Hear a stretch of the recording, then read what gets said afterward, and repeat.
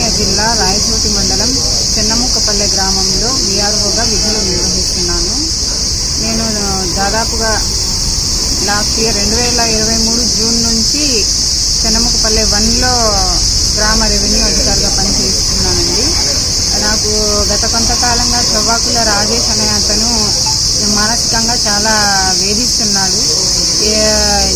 నేను ఎక్కడికన్నా వెళ్తున్నా, ఏదైనా ఫీల్డ్ వర్క్లో వెళ్తున్నా, లేకుంటే తహసీల్దార్ కార్యాలయంలో కూర్చొని ఏదైనా పని మీద ఉన్నా, ఇక్కడ ఏం పని కోసం ఉన్నావంటూ, ఇక్కడ ఎందుకు ఉన్నావంటూ నాకు ఎక్స్ప్లెనేషన్ ఇవ్వాలంటూ ఈ విషయం గురించి ఎంపీడీఓ దగ్గరికి వెళ్ళి చెప్పడము, లేదంటే డిపిఓ దగ్గరికి వెళ్ళి ఆమె ఎందుకు వెళ్తుంది, ఇక్కడికి ఎందుకు వెళ్తుంది, తహసీల్దార్ కార్యాలయంలో ఈమెకి ఏం పని ఉంది, ఎందుకు వచ్చి కూర్చుంటుంది అని ప్రశ్నించడము, ఈ విషయంగా పంచాయత్ సెక్రటరీ గారికి కాల్ చేయడము, పంచాయత్ సెక్రటరీ గారికి ఒక అర్జీ రూపంగా కూడా రాసిచ్చాడండి నా పైన రకరకాల ఆరోపణలు చేస్తూ. కానీ వీటిల్లో ఇతని దగ్గర ఎటువంటి ఆధారాలు ఉన్నాయో నాకు చూపించాలి, ఇతను చేస్తున్న ఆరోపణలకు సంబంధించి. ఈ విధంగా నా సిన్సియర్గా పనిచేసే ఒక మహిళా ఉద్యోగి పట్ల ఇతను చాలా అసభ్యంగా ప్రవర్తిస్తూ, ఇటు కార్యాలయంలోనూ కనిపించిన చోటకల్లా అసభ్యంగా ప్రవర్తిస్తున్నాడు. సో ఈ విషయంగా ప్రభుత్వం వారు ఏదన్నా చొరవ తీసుకొని ఇతని పైన చర్య తీసుకోవాల్సిందిగా నేను కోరుకుంటున్నాను. ఇతను ఒకసారి నైట్ 9 గంటలకు కూడా కాల్ చేశాడండి. 9 గంటలకు కాల్ చేసి ఈ సమయంలో ఎందుకు కాల్ చేశారని నేను అడిగితే, కలెక్టరేట్లో 12 వరకు కూడా పనిచేస్తున్నారమ్మా, నువ్వు కూడా చేయాలా, ఎందుకు చేయవు అంటూ అసభ్యంగా మాట్లాడాడు. సో దీనిపైన ప్రభుత్వం వారు స్పందించి చర్య తీసుకోవాల్సిందిగా నేను కోరుకుంటున్నాను.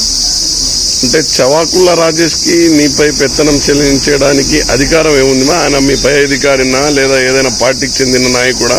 అదే సార్ నేను కూడా ప్రశ్నిస్తున్నాను. అతను నాకు పై అధికారి అయితే కాదు. నా పై అధికారులు నేను వర్క్ చేయకుండా ఉంటే నాకు నా పై అధికారులు ఉన్నారు, ఎంపీడీఓ గారు ఉన్నారు, పంచాయత్ సెక్రటరీ గారు ఉన్నారు, తహసీల్దార్ గారు ఉన్నారు. వాళ్ళు నన్ను ప్రశ్నించాలి, కానీ ఇతను నాకు ప్రశ్నించడానికి అధికారం ఏముంది అని నేను కూడా ప్రశ్నిస్తున్నాను. దీనిపైన ప్రభుత్వం వారు స్పందించవలసిందిగా నేను కోరుకుంటున్నాను. ఈ వేధింపులు ఎప్పటి నుంచి ఉన్నాయమ్మా? గత వైసీపీ ప్రభుత్వంలోనే ఉన్నాయా లేక తెలుగుదేశం ప్రభుత్వం వచ్చినప్పటి నుంచే ఉన్నాయా? లేదండి, ఈ విధంగా ఇతను దాదాపుగా మార్చి నెల నుండి ఇదే ప్రవర్తన ఉంది. ఇప్పటికీ అదే ప్రవర్తననే కొనసాగుతూ ఉంది.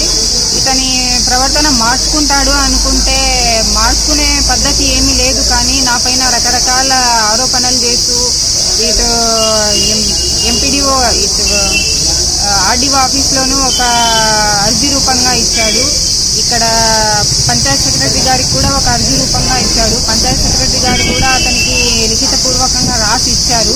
అయినా కూడా అతని ప్రవర్తన అయితే మార్చుకోలేదు. ఎక్కడ కనిపిస్తే చాలు ఎంపీడీఓ గారికి ఫోన్ చేయడము, లేకంటే ఎవరికో ఒకరు ఫోన్ చేయడము, ఆమెకి ఏం పని అనడము, వాళ్ళు మళ్ళీ తిరిగి పంచాయత్ సెక్రటరీకి ఫోన్ చేయడము, పంచాయత్ సెక్రటరీ నాకు చెప్పడం, ఇదే విధంగా కొనసాగుతూ ఉంది. తగ్గించుకుంటారనుకుంటే ఇతను తగ్గించుకునే పరిస్థితి అయితే ఏం కనిపించడం లేదండి. ఎందుకు అలా చేస్తున్నాడమ్మా? ఆయనకి ఏమైనా అధికార పార్టీకి సంబంధించిన సపోర్ట్ ఏమైనా ఉందా?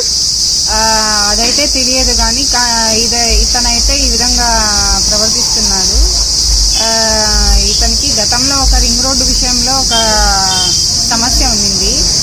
వీరు వేరే వాళ్లకు కొంత ల్యాండ్ అనేది అమ్మేసుకొని ఉన్నారు. ఆ అమ్మిన పొలానికి కాంపెన్సేషన్ ఆ కొనుగోలు చేసిన వాళ్ళకి కాకుండా నా పేరే ప్రపోజ్ చేయాలి, అతని పేరు ఎందుకు ప్రపోజ్ చేశారు అన్నట్లుగా నాతో మాట్లాడాడు. దాని విషయం గురించే నా పైన పగ తీర్చుకోవడానికి అతను రకరకాలుగా ఈ విధంగా ప్రవర్తిస్తున్నాడండి. కాబట్టి రివెంజ్ తీర్చుకునే క్రమంలో నా పైన రకరకాల ఆరోపణలు చేస్తున్నాడు. సో దీనిపైన ఉన్నతాధికారులు స్పందించి యాక్షన్ తీసుకోవాలని కోరుకుంటున్నాను. చవాకుల రాజేష్ మిమ్మల్ని వేధిస్తున్నారు కదా, దానికి మిమ్మల్ని వేధిస్తున్నట్టు మీ దగ్గర ఎవిడెన్స్ ఆధారాలు ఏమైనా ఉన్నాయా?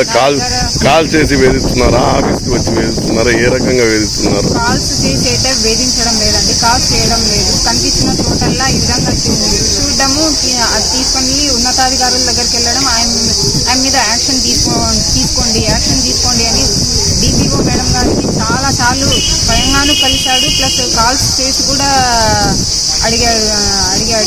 ఆ డిపిఓ మేడంకు చెప్పడము, డిపిఓ మేడం మళ్ళీ పంచాయత్ సెక్రటరీ గారిని చెప్పడం, పంచాయత్ సెక్రటరీ గారు లేదు మేడం ఆమె బాగా పనిచేస్తుంది, బాగా సిన్సియర్గా వర్క్ చేస్తుంది అని చెప్పడం, ఈ విధంగా కొనసాగుతూ ఉందండి.